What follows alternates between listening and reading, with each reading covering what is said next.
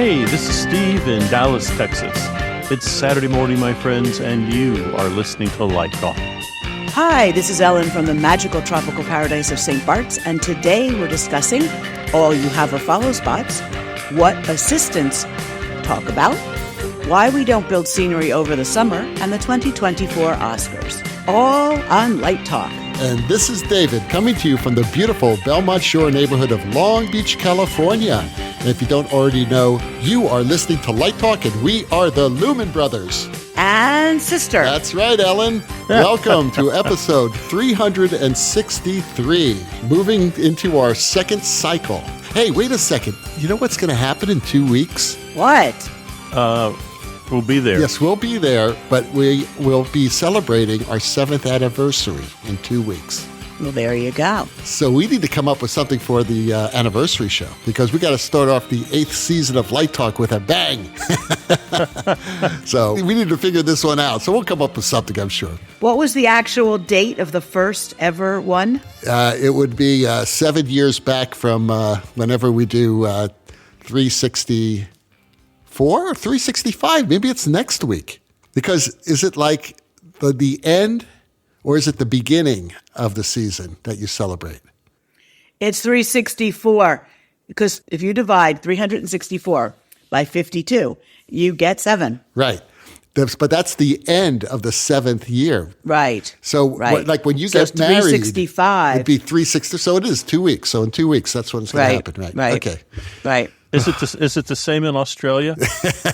I mean, it's different between here and Australia. Yes, but the water goes down the drain in the opposite direction. So we're going to do a light talk, and we're going to talk backwards. We'll play it all backwards. We can watch our marriages go down the drain backwards. That means you get back to your first wife. Yes. You know, speaking of which, I have a lot of free time on my hands. Now that I'm no longer teaching, right? I'm retired from teaching. I'm doing some shows coming up, okay? But, you know, this summer, and I'm not doing Central City anymore. So I need to think about something to do this summer, because I don't do summer theater anymore.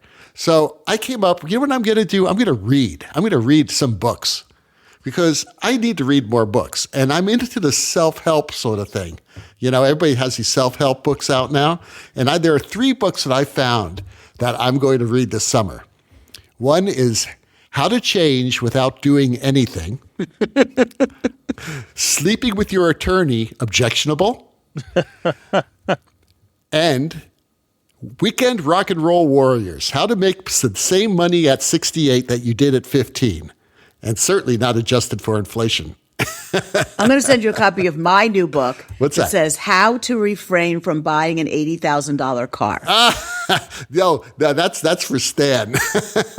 He just bought it. I'm reading a good self-help book right now. What's that? A turd is still a turd.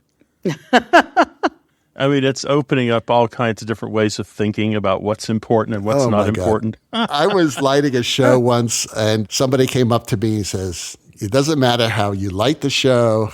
It doesn't matter how you dress the actors. It doesn't matter how anything you put up there. If the script is a turd, it will always be a turd. Right. It's just a well-lit turd. So there you go. Anyway, let's get started. Ellen has our first question of the day. I do. Cindy from Cincinnati wants to know if you can light a show entirely with follow spots.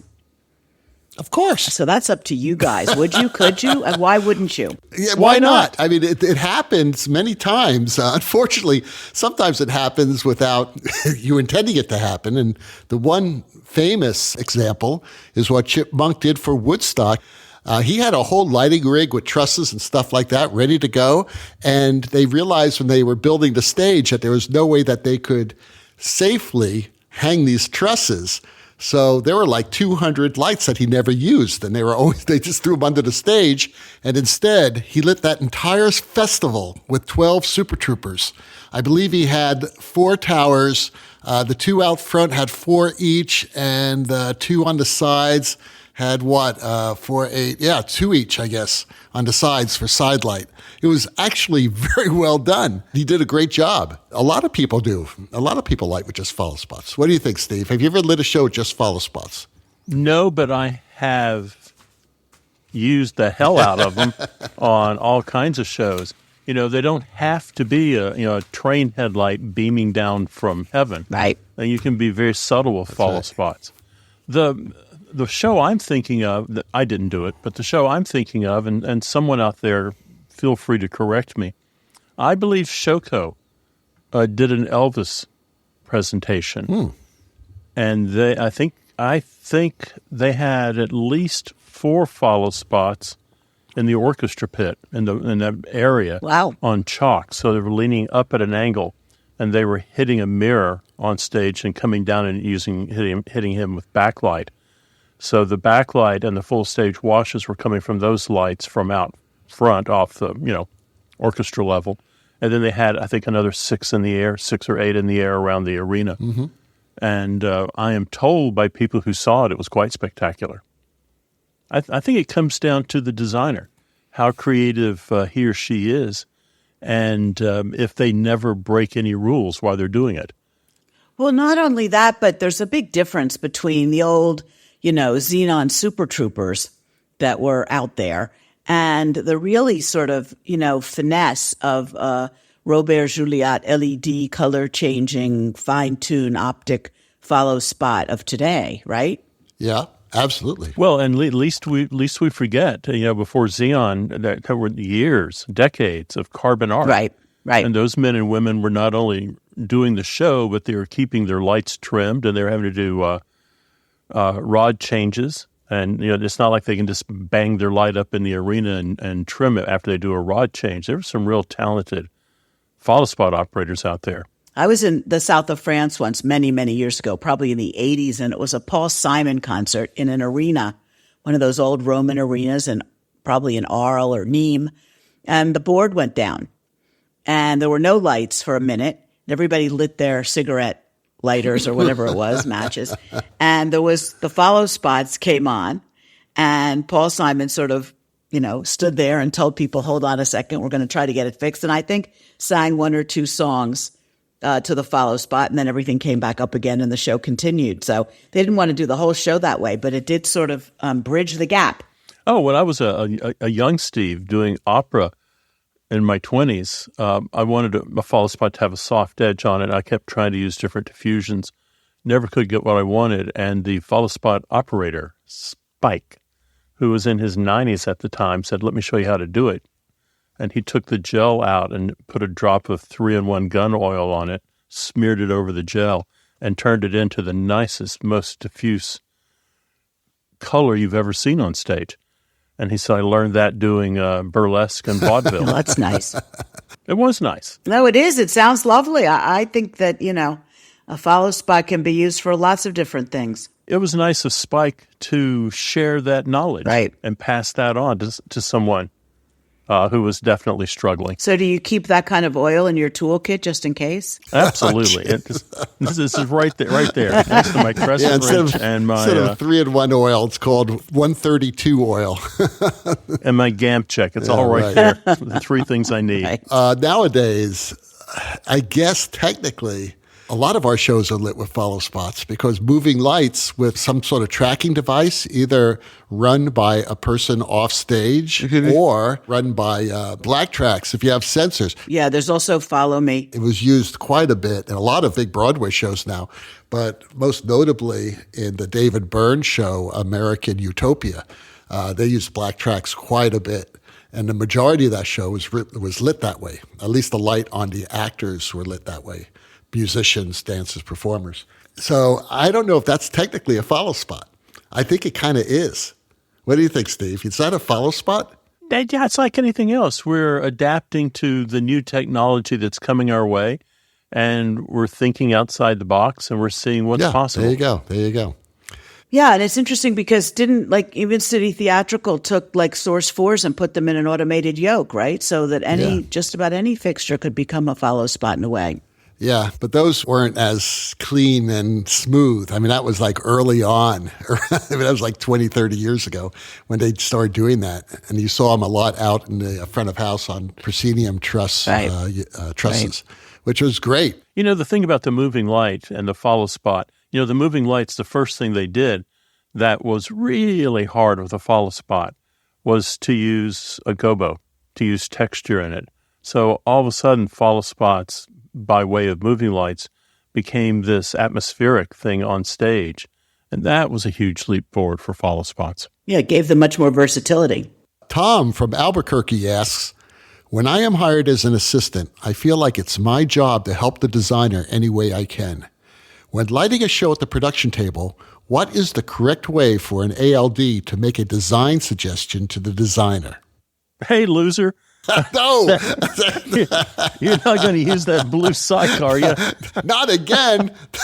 Turn off that channel. No. Okay, so this is actually a very complex answer because it's a complex situation. Because the first thing I'm going to say is it depends on the designer.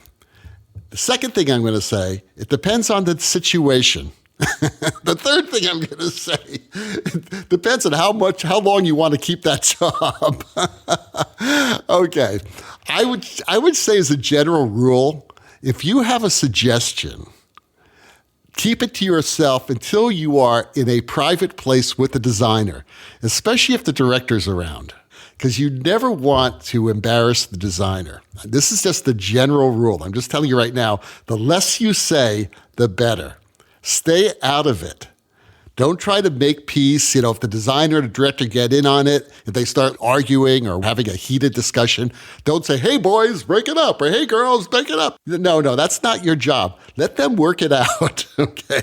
And if the designer is struggling and you see something that could solve the problem, this is when it gets really tricky because I kind of appreciate it personally when an assistant sends me a little message. They could write it down and say, I think the problem is with channel 23 or something like that. That's the one that's hitting that border. Very subtly tell the designer which one it is.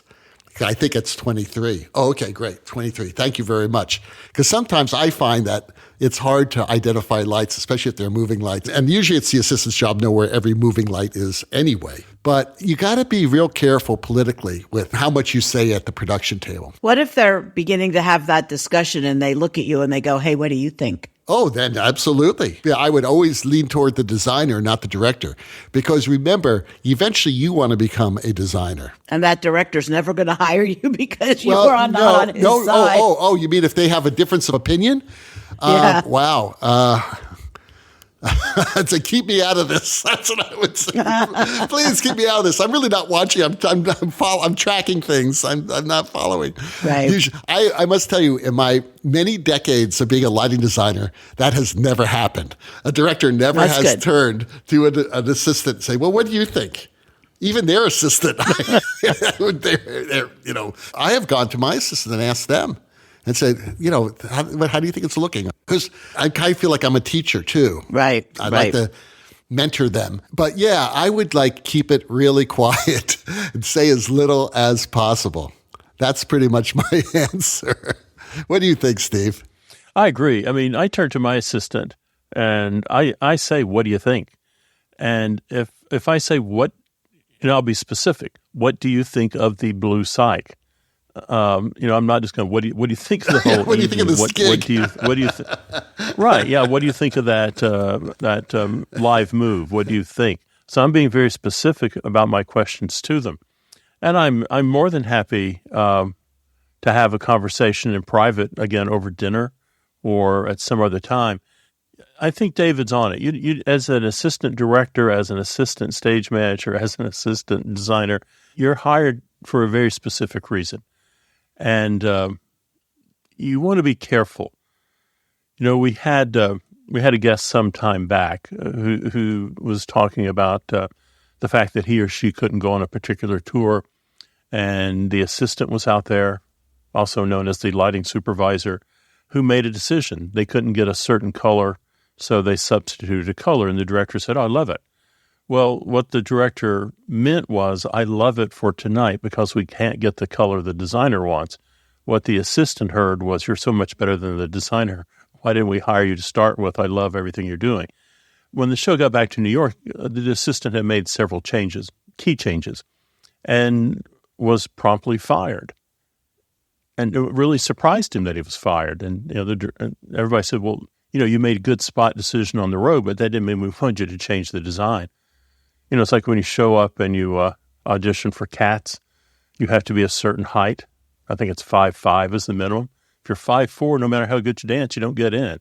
So you've got to do the job you're hired to do. So you can have a great career as an assistant or associate. I think when you're in that level where you're an associate or an assistant on the Emmys or the Grammys or the Super Bowl, you're probably on your A game. And these temptations, they don't even exist in your mind because you're busy doing other things. Yeah, it would never occur to you to say, that 6 count really sucks. Can you make it a 5? You never say that. I mean, assistants, look, there's a big difference between being an assistant and an associate. And an associate is almost a co-designer. I mean, they're just one step, to me, they're one step below co-designer. When I hire associates, I trust them with the show. If I have to be gone for an evening and they're like, lighting over the show, they know what I want and they know the style and they will light the show as I would light the show. Now, I may come in the next night and look at it and make some changes, and I probably would, but they did 90% of the work. So I trust an associate to do that. I don't necessarily trust an assistant to do that. It depends on the assistant and their capabilities, but most of the time it's going to be someone who's an associate level. And again, of course, it depends on where it is too. If it's a Class A opera company, you want a good associate. If it's like a small regional theater company, then maybe an assistant could handle that for a night or so. But then again, they're going to be overworked if you do that, because then who's going to be their assistant? So I think you got to really be careful with this. But yeah, the less you say, the better. Again, I've seen professional assistants. We've all seen professional assistants, and the most successful ones are the ones you never hear from. You are listening to Light Talk with the Lumen Brothers and Sister, and today's Light Talk is sponsored by... It's an educational moment from No More 10 out of 12s. The three of us have spent our lives working in the industry, and I'm sure we feel we know all the common terms of some of the most simple tasks or items used in technical theater. But do we know these terms when we expand that idea around the world? So, of course, we know terms like dimmer beach or bounce or focus or smidgen. We all know that. So what I've created here is a Stagehand Pop Quiz of the 10 most common stagehand terms used around the world. For example, if I said, the carpenter needs a yo-yo, what does he or she need? And also, a yo-yo is known as a slipstick. And the correct answer would be tape measure. Everyone knows that. If you go out into Home Depot and say, I need a yo-yo, there'll be 15 Home Depot employees just running at you with tape measures in their hand. Not where I live. So they'll all come from the break room and go, what do you want? That's right. Charlie's not here today. Come back Tuesday. Decent appliances. That's funny. All right. So here we go. Number 10. What is an adjustable ball peen hammer? You wear it on your belt, right? You wear it on you always got one in your back pocket on a chain. You're adjusting it. Yep. So I'm going to have to call HR up on that answer. Okay, there's only one thing I know that you adjust, and that's a crescent wrench. Is that correct? There you go. Yeah, that's it. There's always a key phrase, and the key phrase there, David picked up on it, was adjustable. Right. Okay. This one's harder. In every carpenter's toolbox, you will find a wazzer or a zimmer. What might that be? Think about the sound it makes. A wazzer or a zimmer. And it's a carpenter. Ellen, you want to take a guess there? Some kind of a drill. Whoa. Oh, ding, ding, ding. It's a battery-powered screw gun. No, there you go. It. Oh, my God. And I think that's our Aussie friends called them I thought wazzers. that's something that happens in the bathroom, a wazzer or a zimmer.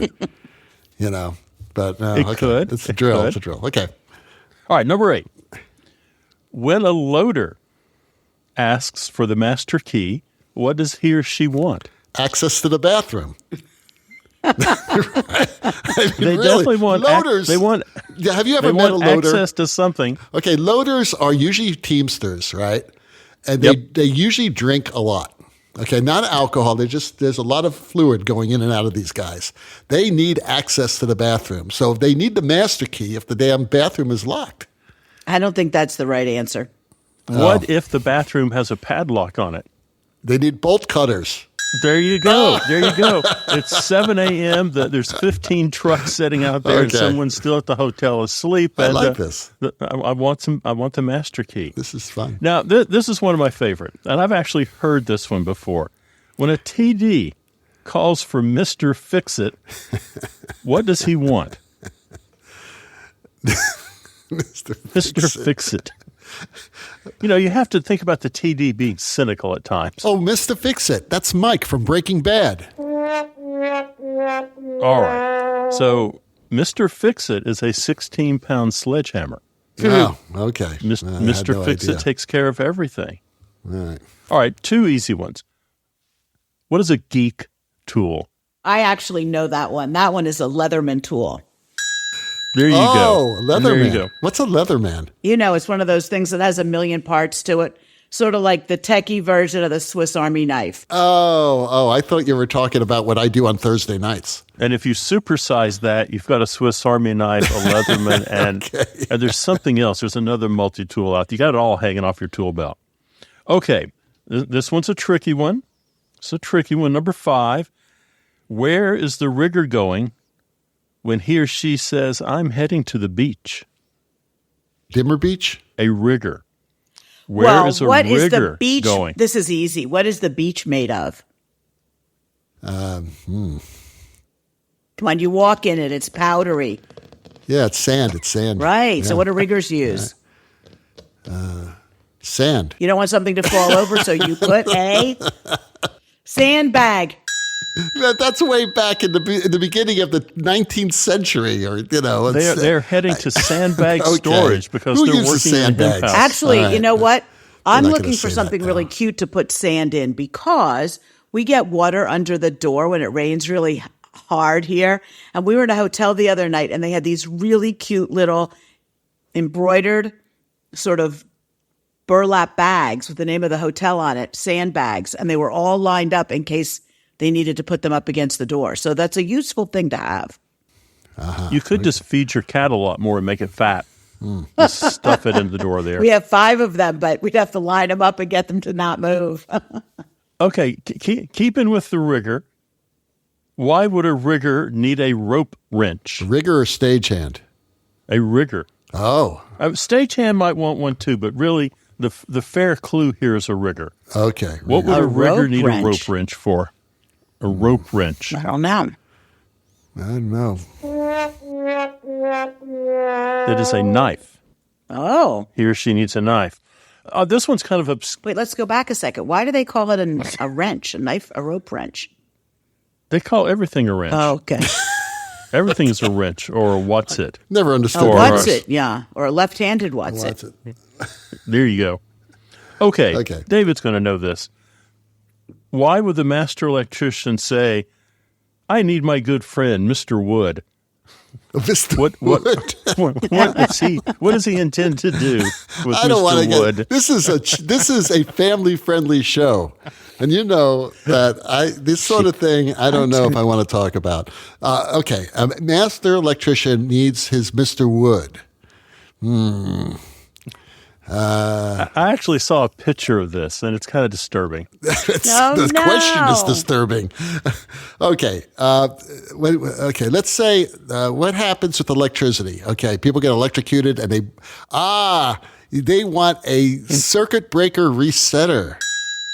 That's right. 8-inch is the official size. You pound the hell out of the thing because it keeps on tripping. The way you know it's not just scrap wood is it's wrapped in electrician's tape. It's a 2x4 by 8 inches wrapped in but black what do you do with it? tape. I mean, how do you reset? You reach in there and you reset the breaker just in case you don't want to touch it. Okay. There you go. All right. Another David question. Oh, great. How would a lighting designer, or why would a lighting designer, or what is a fat man or a little boy? Those are members of the prop crew. No. You're close. Well, we all know what a Lico is. Yeah. But Kliegel had a term, and the Kliegel term was the fat man and the little boy. Well, I would say the fat man was a gigantic Fresnel, probably a 10K arc-powered one, and the little boy was probably the Inky.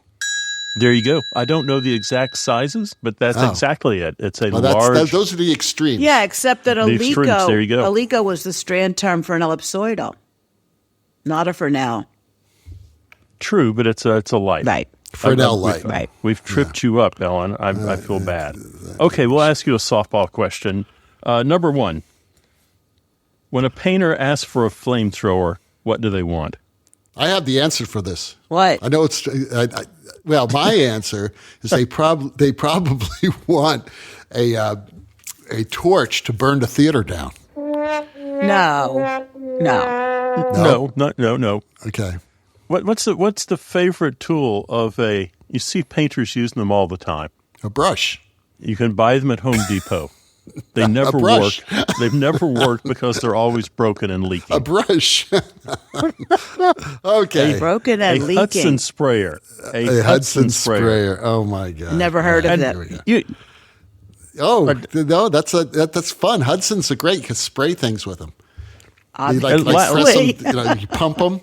No, you pump them and you spray water. They use them. They spray drops. In the old days when they had drops sprinkled, they would spray the back of them, and they would. Okay. That's a Hudson sprayer. Okay, all right. But they could also paint with them. A bonus 2-parter here, David. All right. Mm-hmm. What is a Chicago screwdriver? That's a screwdriver that's made with double the amount of vodka. Right. That's a Chicago screwdriver. It's a Chicago. Okay, what's a Chicago chisel? That has double the amount of orange juice. That's right. So I am told by our good friends at Sapsis Rigging that a Chicago screwdriver is a hammer, and a Chicago chisel is a screwdriver. I think they're a little prejudiced there, but I like that. I feel a lot smarter That's hilarious. after spending the last 15 minutes playing this game. How many times do you grab a screwdriver up and start using it as a chisel? You're banging on it with your crescent wrench because you don't have a hammer or a chisel. Right, but you ruin a crescent wrench by doing that. You should never use a crescent wrench to bang in things because you could just destroy it. But I haven't touched a crescent wrench in like 30 years. You know that? Even around the house, I call people that if I need something done, I can't deal with it. I don't use a crescent wrench around the house very much, I have to say. All right. All right, so there you go. An educational moment from No More 10 out of 12s, and this is vintage Sapsis information from the year 2001. Oh, there you go. And where did you come across this? At their website, of course, where all good things are. Okay. Well, after that, now back to Light Talk.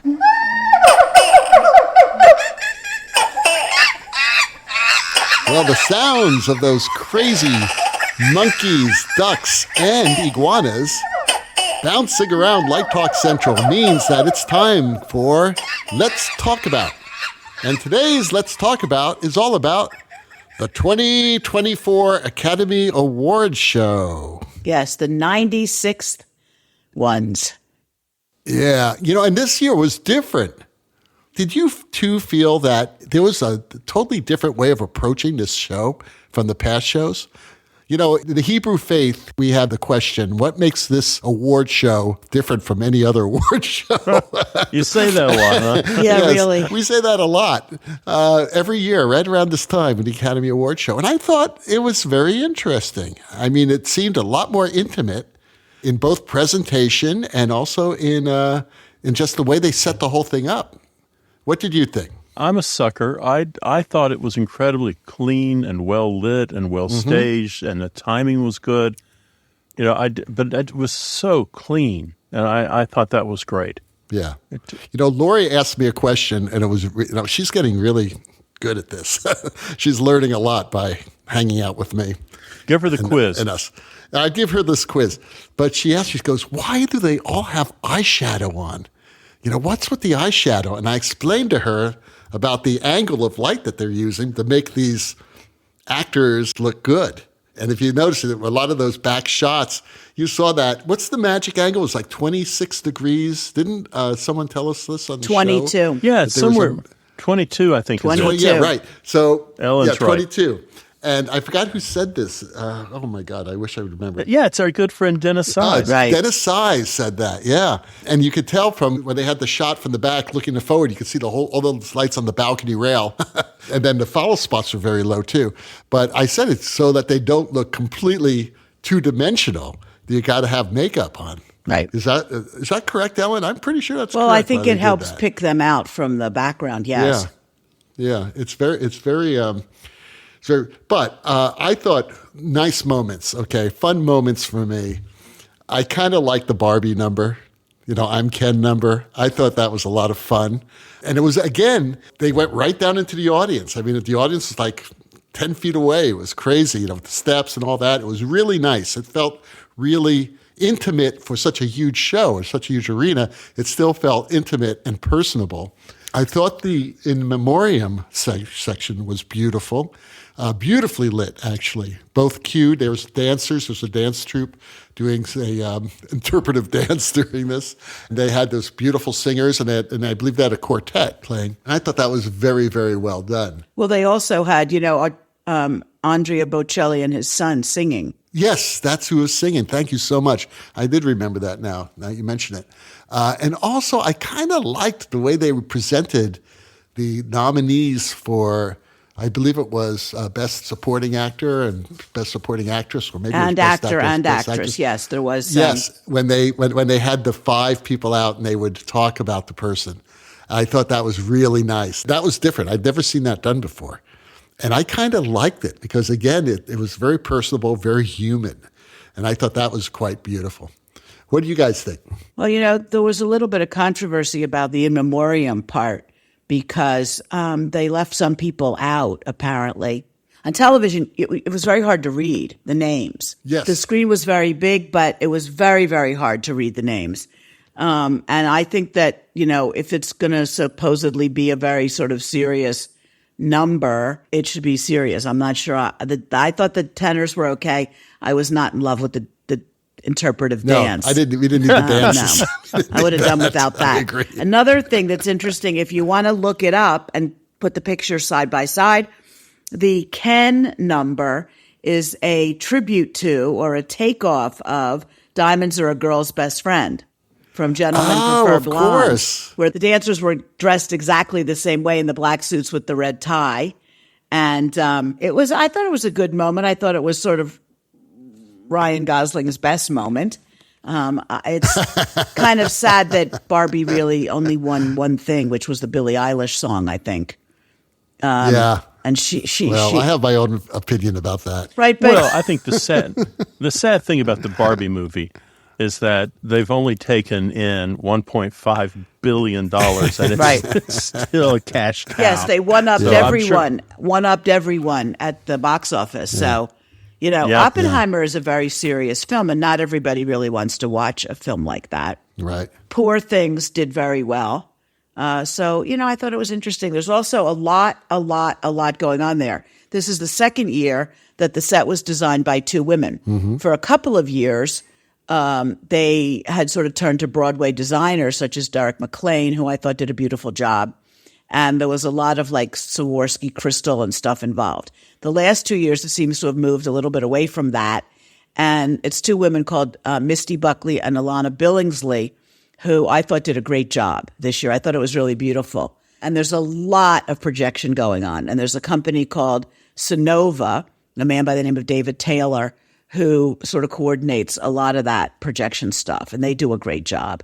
Who are the lighting designers this year? Well, the credit goes to Bob Dickinson and Noah Mitz, who did it, have done it forever. Must be Bob's, 25th, 35th, who knows how many years. I thought that the way the projections were integrated into the set was really beautiful. Yeah, again, the set design was great. Yeah. Because it was taking this huge show and making it very, very intimate.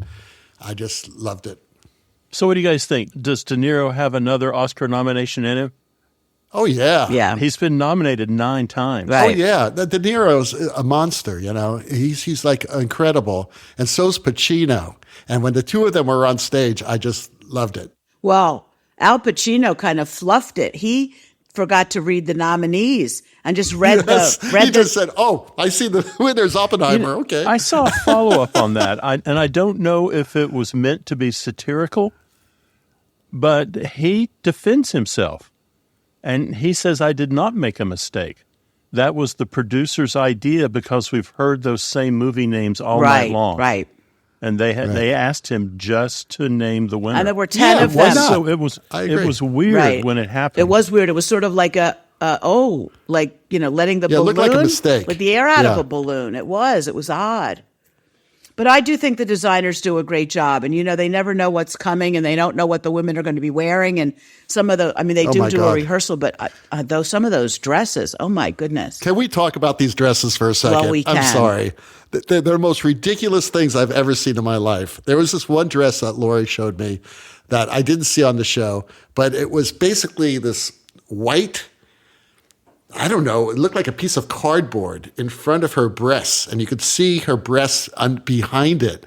And I don't know who wore that. Maybe it was, some second-rate actor who never got on stage. She was beautiful. The dress was ugly. And then the ladies who came out with those big floof things, they looked like giant pillows. I mean, why do people do this? I think that Divine, who won for Best Supporting Actress, could wear whatever she wants. She's had an incredible road to where she is today. And I think as a winner, it's more appropriate than the presenters. I don't know. I've always said if it were me, I'd wear a black tuxedo and that would be the end of it, and flat shoes. I don't want to trip up those stairs, and I would be really as restrained as possible. But I think, there were some beautiful jewels this year that someone was wearing huge emerald earrings and a couple of really gorgeous necklaces. And, I think the security guards wait for them to get off stage. Just take it back. Take them right. Take it back. Well, a lot of them, the dresses. Into the vault. Well, I think some of those dresses and some of the jewels are all loaned, for the television exposure. Yeah, of course they are. Yeah. They are all loaned. Right. This is a big moment for these fashion designers. Right. Oh, I'm wearing a dress by Yvonne over there. Right. And how about, who is it whose dress is falling apart, the back of her dress? So she won for Best Actress. Emma Stone. Yeah, right. She said, "Don't look at the back of my dress." Unfortunately. I'm saying, this fashion designer is killing themselves right now. But they fixed it. They were able to very quickly fix it, and she went off to the party in the same dress, and it looked great. Oh, okay. Well, there you go. That dress actually did look great. Yes, it was beautiful. It was just falling apart. Yeah, it was beautiful. Did you guys notice the value of the goodie bags that were given out? Oh, this is a thing every year. What was the value this year? $7,000, $8,000. Oh, David. The value of the goodie. The value of the goodie bag this year was $170,000. And what was in it, Not Steve? Not everybody that showed up. Not everybody. No, these are the nominees. Okay, nominees. $170,000. What did they get? The big ticket item for $50,000 was for an all-paid vacation to some frou-frou place in Switzerland with 9 of your best friends. Oh, wow. I mean, nice.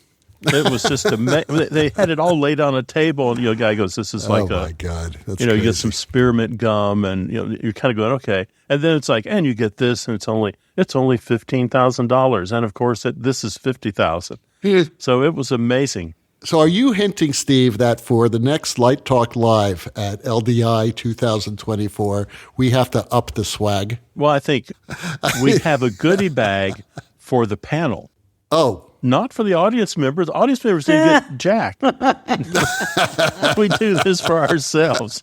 Okay. And I want it to be filled with whizzers and whammers and Chicago chisels. Yeah, whizzers. Okay. Easy Oscar question. You're going to know this, Ellen. Who has been nominated 52 times? Oh, my goodness. I do not know. Meryl Streep. Yeah, that's good question. Good answer. Holding the record at 52 nominations is John Williams, the composer. Oh. Wow. Of course. Of course. There you go. I was feeling bad for Robert De Niro, and I looked at John Williams. He hasn't won 52 Academy Awards. He's won a number, but not 52. So congratulations to Noah Mintz and Bob Dickinson for doing such a fabulous job on the Oscars this year. I actually met Bob Dickinson years ago. Very nice man. He is, and he's a wonderful, wonderful lighting designer. Oh, well, yeah. I mean, come on. You don't get hired every year to do the Oscars if you're like a hack. And this man is not a hack, and neither is Noah. The great designers. Good work, gentlemen. All right. Steve has the last question of the day. Okay. It's Roger in Mississippi. And Roger writes, I'm stumped.